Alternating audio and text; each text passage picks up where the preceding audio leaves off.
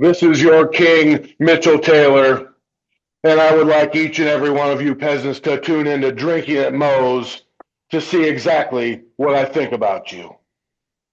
This is Drinkin at Moe's, where we talk about the pros of pro wrestling in the Midwest while sipping on some brews with blessed beers and wrestling. That's my scene. Death matches and lucha libre, it's all so mean. I'm a straight up smart goofball, not no kiss ass. I stand tall when it comes to wrestling. I'm the king. I know every move, every fling. Get ready for a wild time with Drinkin at Moe's, where we don't quit. Drinkin at Moe's, that's where it's at, like a power bomb. We hit hard, never flat. Fucking right, we're living the dream. Talking about wrestling, know it's a scream.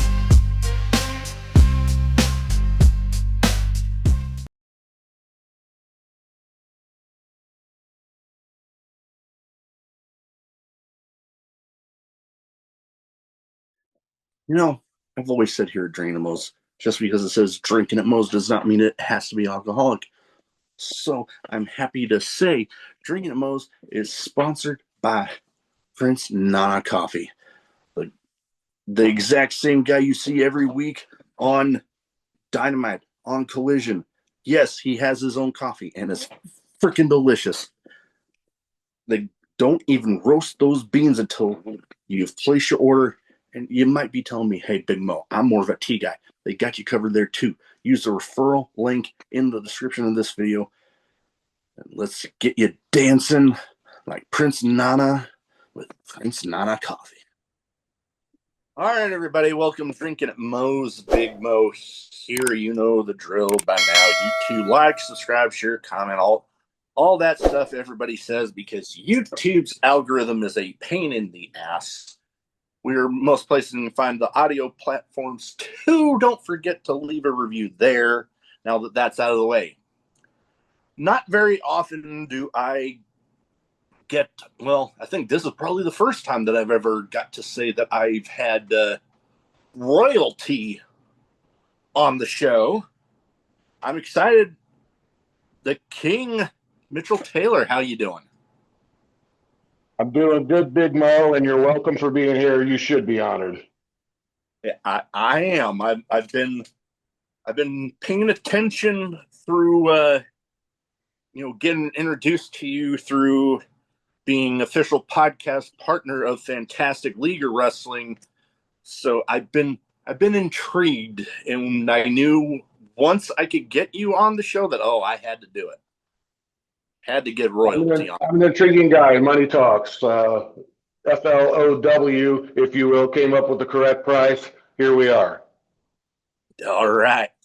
So before we get too far into things, the first thing I like to start off with everybody when they first come on the show. What got you started as a fan? And then what got you deciding to make the leap into the business? My favorite thing of all time, Big Mo, is to see the dreams of peasants and snatch them away.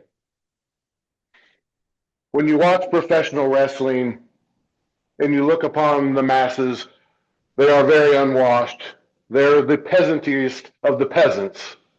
And I thought, what better way to snatch dreams away from peasants than to go in and beat each and every one of their heroes. And that reason alone is what brought me into professional wrestling. All right. Yeah, no, there is that thing. You can definitely say that you will definitely snatch the dreams away from people when you're beating up their favorites. Very, very true. Now, becoming the king, I'm going to guess much like a lot of royalty out there, this is one of those things you were kind of just born into it. You don't become a king, you are a king.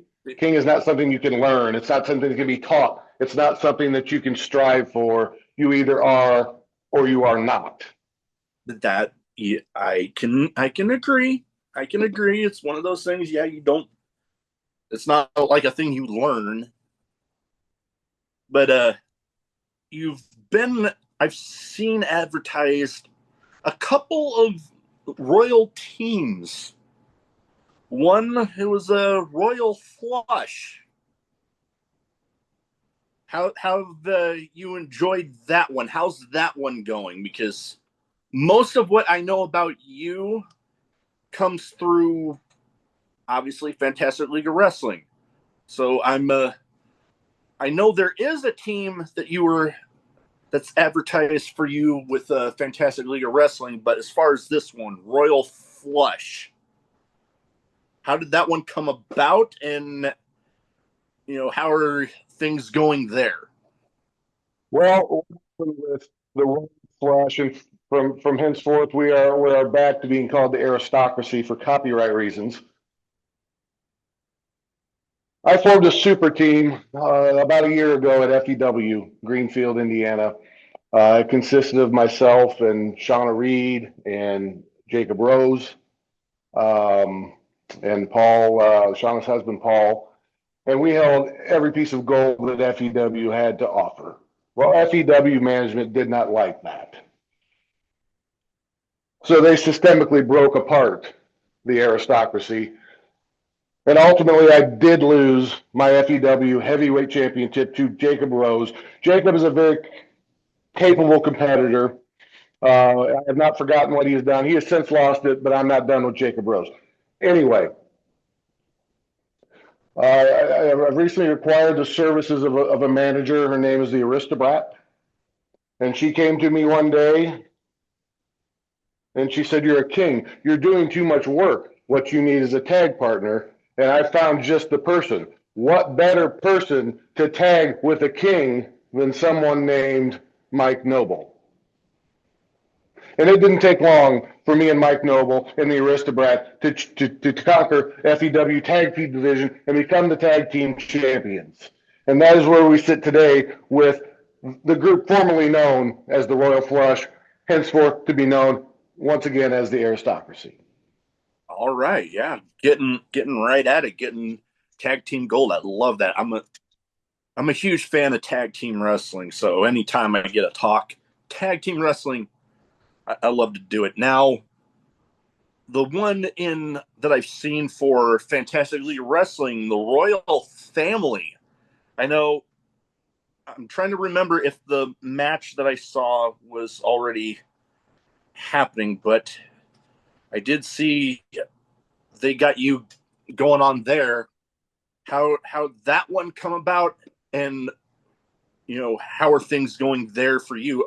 For those that are just getting introduced to you through this episode. Well, let me put it this way, Big Mo. I've recently acquired a brand new lawyer. My old lawyer, Mark Monitor, did not read that contract closely enough, signed me into something that I did not agree to at all. Originally, I was teamed with Tulk the Destroyer.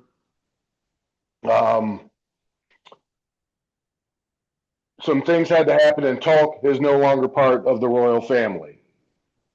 I was perfectly happy to ride solo through FLOW, flow as the peasants might call it, and achieve the success that I've achieved everywhere that I've gone, all across the country, on other continents, in fact, wherever I go. However, I was assigned this Kentucky redneck peasant Ketchum person that I now am responsible for watching him to try and teach this vile human being class and dignity. And I'm not very happy about it, to be perfectly honest with you. Yeah, I get that sense, and I can understand how when you're wanting to concentrate on singles action and then you're getting assigned into something that you weren't really wanting, not that pleasant. I didn't come to Flow to run a charm school or to teach a cretin like I'm not even going to call him Mister. We'll call him Ketchum, mostly because I can't even remember his first name. But we will call him Ketchum, and to show him how to conduct himself with some degree of decorum and not embarrass myself and Flo. No, I can get you there. Yeah, it can be kind of hard to teach class and manners to certain people, and it sounds like this one's being a little difficult there. Well, Ketchum has the attention span of a gnat at an apple farm. I'm constantly having to put him back on task, tell him to stop doing what he's doing. He's always playing around with the other two. He does not stay focused. The focus should be one thing, and that's winning. And I have yet to be able to pound that through the thick skull of his. Oh, yeah. Now, another guy that, I've seen some matches for you with this guy, and he's a guy that, I'm personally a fan of, and I've actually had him on the show before. Eric Dillinger. Seen some good stuff there. He can be a rather intense individual, but I gravitate towards a lot of those intense individuals. What was it like working with the guy often referred to as public enemy number one? As much as I don't like some of the things that Eric Dillinger stands for, Eric Dillinger is a top-notch talent. He's tough, he's quick, he's smart, he's good. I really don't have much negative to say about Eric Dillinger as far as once he comes through that curtain, you better be ready because he's going to get the job done. Oh, yeah. When I had him on, I guess I hadn't oh, wait, no. I did know that it was the same day as a show that he had. I didn't realize that I was going to end up recording with him once he was done, like immediately after. And it just so happened to be on, I'm wanting to say IWTV. So I literally got to watch his match right before recording with him. And he happened to be facing off against a guy who, when I got introduced to independent professional wrestling, it was when I was stationed in California. And one of my favorites from my time down there just so happened to be the guy Eric was facing that night. And even walked in right by while we were recording, and he pulls him in. I'm like, oh, dude. And he actually remembered me. So it was a cool little experience there. And now, who is this person? The New Age Punisher B-Boy. Former CZW World Champion. He was Never one of heard my of him, favorites. so he can't be that good, but you're entitled to your opinion. No, everybody has opinions. Now, getting into Fantastic League of Wrestling, Season 2 is kind of in full swing right now. And lots of great stuff. There's been some great shows at Indiana Beach. I've been loving seeing the shots of the crowd coming in. Just the doors open and bam, there's a big-ass line of people. And some of the other shows that just seem like everybody's having fun. Now, one match that I saw with the interaction with Berto and Hippo, you didn't really seem to be too big of a fan of Berto and Hippo, unlike the crowd that night. And you even had a little bit of an issue with Hippo himself. A little bit of a stomp there, which some people would say, you just don't mess with the Hippo. But I would imagine you're in the mindset of you're royalty, you can do whatever the hell you want. You hit the nail on the head there, and I'll tell you what. That half-wit Berto really knows how to get under my skin, and he makes a practice of doing it regularly. It does not surprise me at all that the idiot fans would gravitate to someone just like them, an idiot half-wit like Berto. Now, Berto is awfully tough in the ring. Berto is a lot more clever than he lets on when he's out there parading around, putting on a show for those morons. But that little lice-ridden, filthy little animal that he carries around is a health violation, and I'm looking into having that thing banned from all of wrestling.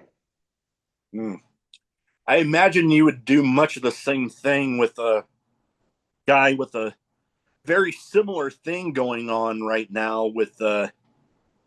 Iguana down there in AAA with his iguana he has carrying around.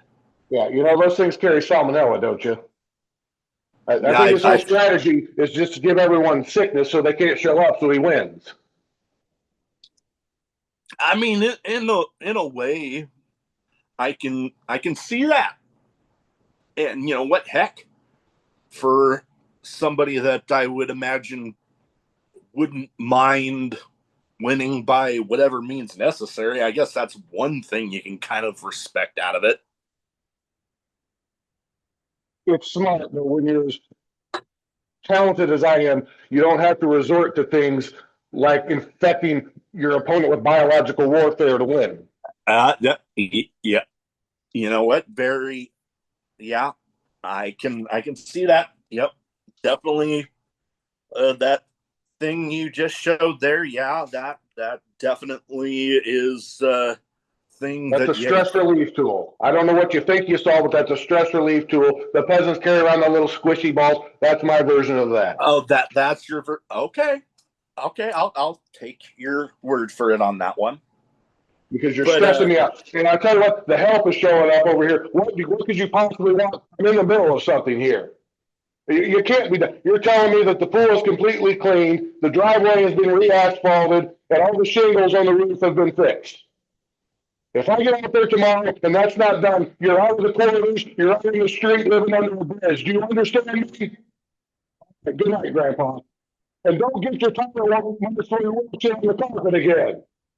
I'm sorry for the interruption. No, it's all good. I know I've had a few of those myself with interruptions with the show. Now, with the rest of everything going on with Fantastic League of Wrestling and rounding out this season and the year in general, what are some goals you have for Fantastic League of Wrestling? Because I know, you know, from a country that known for royalty, Tommy Gunn, the Supernova champion, just recently returned home. I can imagine somebody of a royal stature has their eye on championship gold of some sort. Well, you probably don't know this, but I've already beat Tommy Gunn twice. Now, unfortunately, we had unscrupulous referees that didn't see things the way that they truly happened, and I was not awarded the championship. But Tommy's a great competitor. Tommy's learned from the best in the business all across Great Britain. Now, that does not make him a match for your king. And I don't know this for sure, but it has been mentioned to me that the whole reason that he ran back to England to hide is because he saw a future card and he was going to have to face your king. I hadn't heard anything about that, but I mean, well, I gave you the scoop, Big Mo. Once again, you're welcome. Thank you for that. So, yeah, I can imagine definitely having your eye on getting back at Tommy Gunn and possibly, I mean, I know you'll say there's no possible about it. It's happening, taking that Supernova title away from him. Why would you not want the best? Why would you not want the most royal to represent your country? I'll tell you why, though, because this is the type of thing that Flo hands out. Look at how ugly this jacket is. And they hand this to me and expect me to wear this in public. I wouldn't wear this to a blind school in the middle of an electrical storm where they don't have any power. All right, I thought it looked all right, but I mean that's just my opinion and my taste there. But hey, Well, I see your taste all behind you. You're a grown man playing with toys. You're wearing an orange and blue shirt, for crying out loud. Of course you find that jacket to be attractive. all right. Well, I have two categories here. The first one's a name game where I name off some people and you give me your first thoughts on each of them. And I try to theme it towards the guest as much as possible. And so with the you being a king, each of these people, I have 4 of them here, have been known as a king in professional wrestling. So I give you a name, first thoughts that pop into your head about them.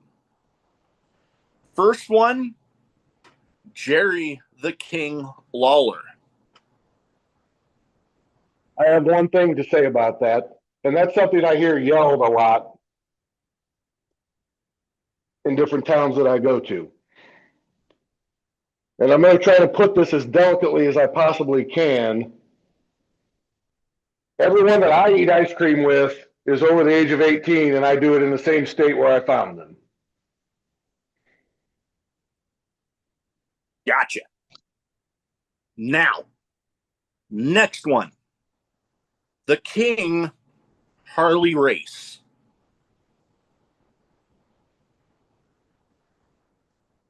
You know, Harley was a tough man. Harley had a lot of trouble adjusting to the new world of wrestling. And ultimately, Harley pretended to be a king and soiled his own legacy with that foolishness because everyone knew that Harley Race was no king. Because you can look at King Mitchell Taylor and then look at Harley Race and tell me who the true royalty is. Gotcha. All right. Now, some people will know this man as the Madness. Others will know from, my age that he was also once known as the Macho King, Randy Savage. The Macho King. I remember a lot of classic Savage matches with the purple cutoffs and the sunglasses and the bandana and Miss Elizabeth. I remember a lot of NWO Macho Man matches with the black cutoff and the sunglasses and the bandanas and Sherry Martel. What I don't remember a lot of is King Macho Man Randy Savage matches. Yeah. Most people seem to remember him more for, those eras of his in-ring time that you mentioned. Macho King doesn't seem to be one that's talked about as much. I can agree there. Now, last but not least here, didn't go by as a king for that long of his career, but there's definitely people that will remember King Booker T. Booker is a legend. Booker probably deserves the moniker of king. He's certainly the king of Houston. That is true. Yeah, he definitely has a good thing going down there with the reality of wrestling. He has churned out a lot of great talent, including one really doing her thing right now as part of Judgment Day, Roxanne Perez. Great young talent there. Now, I think of everyone on that list, myself excluded, that King Booker truly exemplifies true royalty. He had success time after time after time. the five-time WCW champ. Yep. Yep, he definitely did. Now, I have some random questions. Some wrestling related, some not. Some not a whole lot to do with anything we've talked about so far. So I give you the question first answer that pops in your head. First one. Craziest in-match moment for you? Wow. Um, I don't know if I can break it down to one. I just recently had You can name a couple. yeah, I just recently had an opponent pass out middle of the match or during the match. It wasn't the middle; it was more towards the beginning. But that was um, Yeah, that, that would fit. that was crazy. I've had a lot of different stuff thrown at me: shoes, lemons, batteries. Oh boy. Um, I think one time in Cleveland, Ohio, I was in a six-man tag. It was an outdoor show at some sort of a discount store, like a Big Lots type place. It wasn't a Big Lots, but it was that type of place. Yeah. And my partners evidently felt that the opposing team was taking liberties, and they got off the apron and walked over to the locker room and got their bags and got in their car and drove away in the middle of the Oh, match one time. Anytime you're in the ring with BD Smooth, you never know what's going to happen. That's always unusual. So that's probably the top few. oh yeah. No, definitely when you have a opponent that can be kind of unpredictable, it leads to some crazy moments. I've witnessed a few myself, including matches involving fire, which I just thought was nuts. I've seen people jump through or fall through ladders in ladder matches. I was even in the crowd for earlier this year for the John Moxley Adam Copeland street fight with that nailboard spot. That happened right in front of me. So, Ridiculous. yeah, it definitely was. Now, as of this recording, we're inching closer to a season that a lot of people enjoy. Halloween season, the haunted houses, leading into Halloween. What would you say is, if anything, the your favorite royal candy, if you will? Well, candy is for peasants, as is our most indulgences. Um, but what other answer is there but anything king sized? Eh? I, you know what? I don't know why I didn't think that might be your answer, but That's what makes me, me, and you. it, yep, yeah, I've definitely been guilty of that. Anyways, the season While with we're on that topic, I just want to make sure all the little brats in my neighborhood understand that there's trapdoors and there's a moat. You better not get up here trying to ring my doorbell, or it's going to be a terrible Halloween for you. yeah, yeah, the moat might ruin those costumes. I think the crocodiles in there are more of a problem than the water. Oh yeah, you went all out with that one. Wow. The Yeah, king no, always does. the crocodiles, yeah, that would definitely, yeah, no, I wouldn't want to mess with those. Now,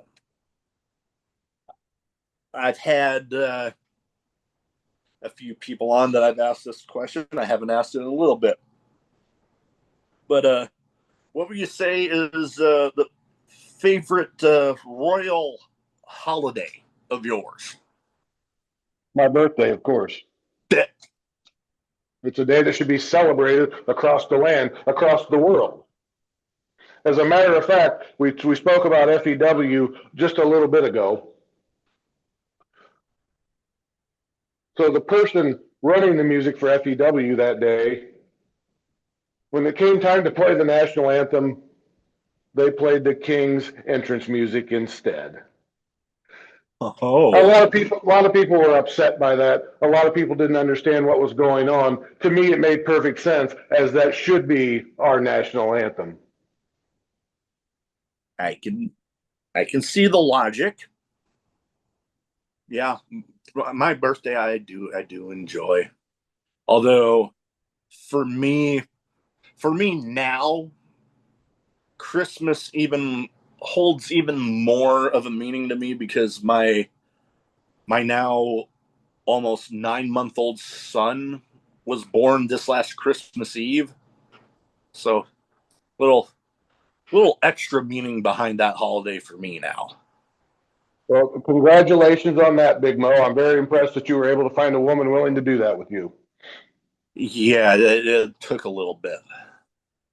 It took a little bit. Now, with the name of a show like I feel like I have to ask this one. Favorite drink, alcoholic or otherwise? Because I know you mentioned about, indulgences. Alcoholic drinks could be considered one of those. I don't waste my time with alcoholic beverages very often.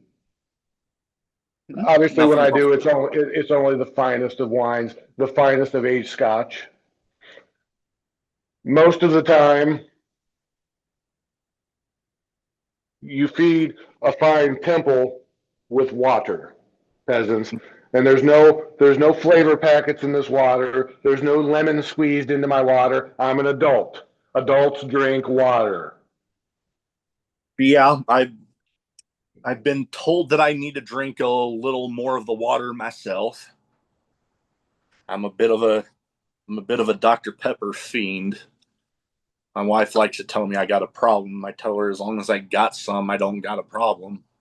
Was that a diet Dr. Pepper that I just saw? Yeah. So do you go and you order the biggest sandwich and the biggest fries and a couple of desserts and then top it off with a diet Dr. Pepper? No, if I'm going out to eat, I just get the regular. Well, you just get the regular. Okay. Well, Yeah. you know what? I respect that. I respect that. Yeah. Now, last but not least, here. Best advice you have for anybody wanting to get into wrestling. And I can imagine some of it might be to not step in the ring with you because you'll kick their ass. That's the totality of the advice. If you'd like to have a long, prosperous career, don't sign a paper with my name on it. Gotcha. Yeah. No, you definitely don't want to have wow, words are hard. I haven't even been drinking that much tonight. Anyways, yeah, no, I can see you definitely want to have career longevity, so gotta watch what you're doing. All right. Now, before we go, where can people find the King social media wise? So if they don't already have their eyes on you, they can go ahead and get them there. I have Facebook, I have TikTok, I have Instagram, and I don't run any of them. I believe that it's just Mitchell Taylor on Facebook. I believe that it's Neil before Mitchell Taylor on Instagram, and I think that it's Neil before MT on TikTok. I have a what do we call it? X. We call it X now I because still call it Twitter, but yeah, I have one of those. I don't think anything's ever been posted on there. Um, TikTok's probably the best place to see. Facebook is more updated probably with events and posters. I don't post things about my personal life because, frankly, I depress the peasants enough by beating their heroes. They don't need to be depressed by seeing how I get to live versus how they get to live. I can see the logic there. I will be sure to get all of that in the description of the episode. I want to thank you for your time. It's been Well, you should. an absolute pleasure. I wish the King well on the rest of the season for Fantastic League of Wrestling and everywhere in between. I just have one message to send out as a parting goodbye to all the peasants. If you see me on the street, if you see me at a show, feel free to come up, as long as you don't forget to kneel before me.